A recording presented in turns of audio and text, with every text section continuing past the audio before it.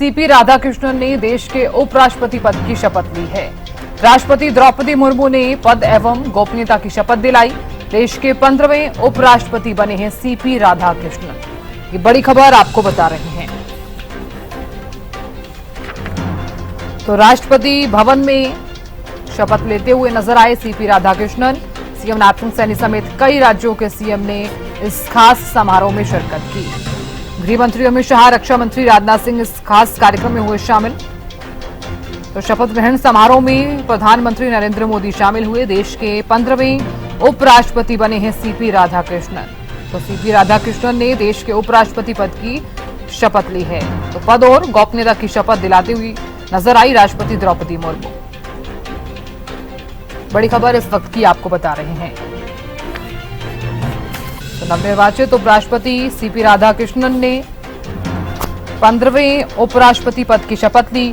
राष्ट्रपति भवन में राष्ट्रपति द्रौपदी मुर्मू ने शपथ दिलाई। इस दौरान ओडिशा, मध्य प्रदेश समेत कई राज्यों के मुख्यमंत्री शामिल हुए।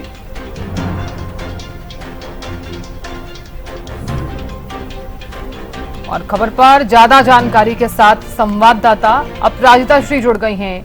अपराजिता, सीपी राधाकृष्णन ने देश के उपराष्ट्रपति पद की शपथ ले ली है। बिल्कुल देखिए, और लगातार इंतजार भी इस दिन का किया जा रहा था भारतीय जनता पार्टी एनडीए खेमे के द्वारा। वहीं जिस प्रकार से उन्होंने शपथ ग्रहण की है, शपथ और गोपनीयता की जिस प्रकार से द्रौपदी मुर्मू राष्ट्रपति के द्वारा दिलाई गई है। और सबसे पहले का कार्यक्रम की शुरुआत की बात करते तो जितने भी गणमान्य है वो पहुंचे। प्रधानमंत्री नरेंद्र मोदी, रक्षा मंत्री राजनाथ सिंह, गृह मंत्री अमित शाह, केंद्रीय मंत्री नितिन गडकरी, इसके अलावा राम मोहन नायडू, तमाम जितने भी केंद्रीय मंत्री हैं वो सभी इस कार्यक्रम के लिए पहुंचे। मुख्यमंत्रियों की बात करते हैं तो सभी मुख्यमंत्री को निमंत्रण दिया गया था। हालांकि एनडीए शासित राज्यों के लगभग मुख्यमंत्री, पुष्कर सिंह धामी हरियाणा के मुख्यमंत्री नायब सिंह सैनी, इसके अलावा अगर बात की जाए ओडिशा के मुख्यमंत्री, वो भी शामिल रहे। अन्य जितने भी एनडीए शासित राज्यों के मुख्यमंत्री लगभग इस कार्यक्रम में शामिल रहे। इसके अलावा अगर हम गवर्नर्स की बात करते हैं, राज्यपाल, उपराज्यपाल की बात करते हैं तो वो भी सभी इस कार्यक्रम में लगभग शामिल रहे। इसके अलावा अगर हम उपराष्ट्रपतियों की बात करते हैं, पूर्व उपराष्ट्रपतियों की, तो 3 पूर्व उपराष्ट्रपति भी इस कार्यक्रम में शामिल रहे। जगदीप धनखड़ की पूर्व उपराष्ट्रपति की बात की जाए तो ये पहली जो इवेंट है अपने रिजिग्नेशन के बाद पहली इवेंट में वो नजर आए हैं। इसके अलावा अगर हम विपक्ष की बात करते हैं तो कांग्रेस के राष्ट्रीय अध्यक्ष और राज्यसभा के नेता विपक्ष हैं मल्लिकार्जुन खड़गे, वो इस कार्यक्रम में शामिल रहे। जिसके बाद फिर जब कार्यक्रम समाप्त हुआ सभी ने उन्हें बधाई दी और कहीं ना कहीं बधाई की पात्र बनती भी है। जिस प्रकार से मेहनत भारतीय जनता पार्टी एनडीए की एकजुटता की वजह से ये जो दिन आज देखने को मिल रहा है, एनडीए को, बीजेपी के उम्मीदवार, एनडीए के उम्मीदवार को जिस प्रकार से भारी बहुमत के साथ जीत हासिल हुई है। हालांकि विपक्ष के द्वारा भी लगातार कोशिश की जा रही थी कि इस पद के लिए अपने उम्मीदवार को उतारना, जिसके बाद फिर कांटे की टक्कर कहीं ना कहीं विपक्ष के ओर से लगातार कही जा रही थी। हालांकि एनडीए के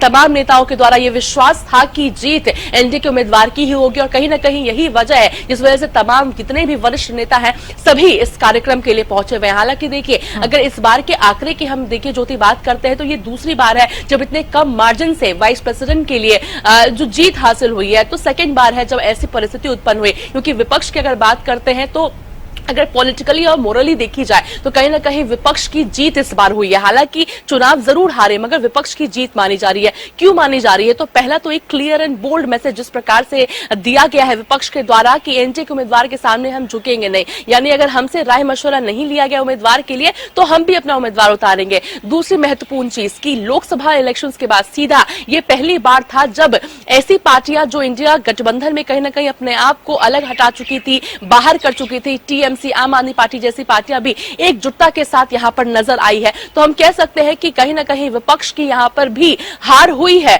मगर जीत भी एक तरीके से पॉलिटिकली मोरली जरूर हुई है। इसके अलावा साउथ में भी जिस प्रकार से अगर तमिलनाडु के नेता को अगर मैदान में उतारा गया है तो उन्होंने भी आंध्र प्रदेश के व्यक्ति को जरूर मैदान में उतारा ताकि कांटे की टक्कर, एक संतुलन बनी रहे। तो हम कह सकते हैं कि दोनों ही तरफ से बढ़िया पारी खेली गई थी, जिसके बाद आंकड़ों की अगर हम मानते हैं तो आंकड़ों से ऊपर उठकर एनडीए के उम्मीदवार सीपी राधाकृष्णन को जीत मिली, जिसके बाद आज ओथ लेते हुए नजर आए हैं।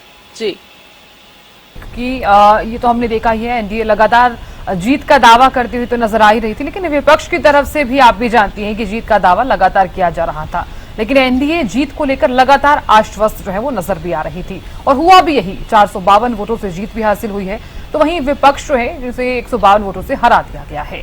अपराजिता, अगर इस पर गौर किया जाए, क्योंकि पद एवं गोपनीयता की शपथ तो ले ली है, अब इसके बाद जो जिम्मेदारी आने वाली है उन पर वो काफी अहम भी रहने वाली है।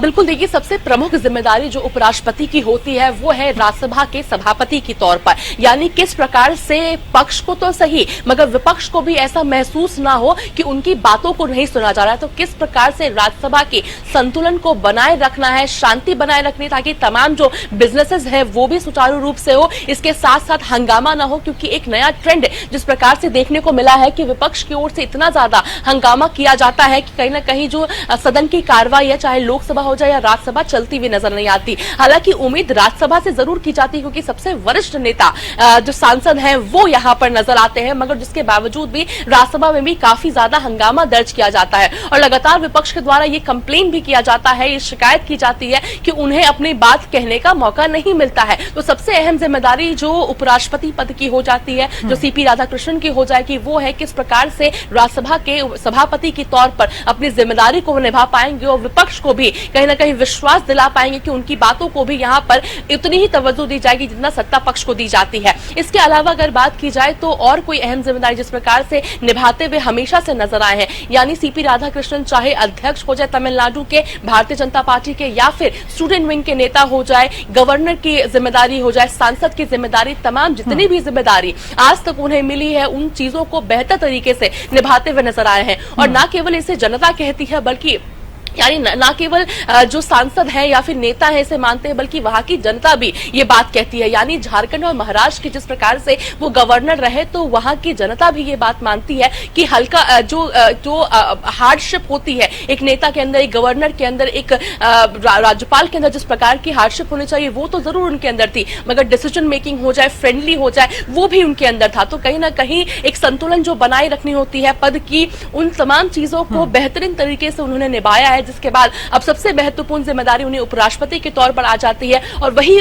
इसी विश्वास के साथ जिस प्रकार से भारतीय जनता पार्टी के द्वारा इस विश्वास जताया गया है कि जब सभी जिम्मेदारी इतनी बेहतरीन तरीके से उन्होंने निभाया है तो संभव है कि उपराष्ट्रपति का भी जो जिम्मेदारी होती है वो बेहतरीन तरीके से निभाते हुए नजर जरूर आएगी। देखिए, चाहे महाराष्ट्र हो चाहे झारखंड हो, राज्यपाल सीपी राधाकृष्णन रह चुके हैं और एक अहम जिम्मेदारी भी जो है वो निभाते हुए नजर आए हैं और इसलिए अब भी उपराष्ट्रपति की जो जिम्मेदारी है वो भी एक अहम हो जाती है। अपराजिता, बैठक को लेकर क्या जानकारी सामने आ रही है? सूत्रों के वाले से ये भी जानकारी सामने आ रही थी कि अधिकारियों के साथ एक बैठक भी करेंगे सीपी राधाकृष्णन। बिल्कुल, देखिए संभव है, हालांकि सूत्रों के वाले से जानकारी आ रही है कि आज राज्यसभा की एक फ्लोर लीडर्स की बैठक होती हुई नजर आ सकती है और ये पहली बार होगा जब सीपी राधाकृष्णन बतौर वाइस प्रेसिडेंट, बतौर राज्यसभा के सभापति के तौर पर बैठक की अध्यक्षता करते हुए नजर आएंगे। संभव है कि जितने भी फ्लोर लीडर्स हैं राज्यसभा के उनके साथ एक बैठक की जाएगी। हम कह सकते हैं कि एक औपचारिक बैठक रहेगी जिससे पहली बार सभापति के तौर पर, राज्यसभा के सभापति के तौर पर यहाँ पर बैठक लेते हुए नजर आएंगे। एक हेल्दी डिस्कशन होगा, एक मेल मिलाप कह सकते हैं कि होती हुई नजर आएगी। तो ये कार्यक्रम है जो संभव है कि 12:30-1 बजे के आसपास, 12-1 बजे के बीच में होती हुई नजर आ सकती है। एक फॉर्मल मीटिंग हम मान सकते हैं इसे। बिल्कुल अपराजिता, आप नजर लगातार बनाए रखिएगा, जानकारी आपसे हम लेते रहेंगे। शुक्रिया।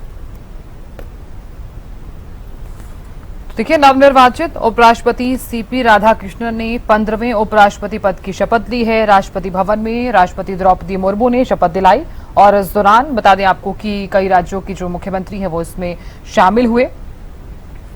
और अभी फिलहाल की अगर बात की जाए, चूंकि ये काफी अहम भी हो जाता है, ये खास कार्यक्रम भी रहा, राष्ट्रपति द्रौपदी मुर्मू ने पद और गोपनीयता की शपथ दिलाई। बता दें कि शपथ ग्रहण समारोह में पीएम मोदी, गृह मंत्री अमित शाह, रक्षा मंत्री राजनाथ सिंह भी शामिल हुए। सीएम नैपसिंह सैनी समेत कई राज्यों के सीएम ने इस खास समारोह में शिरकत की।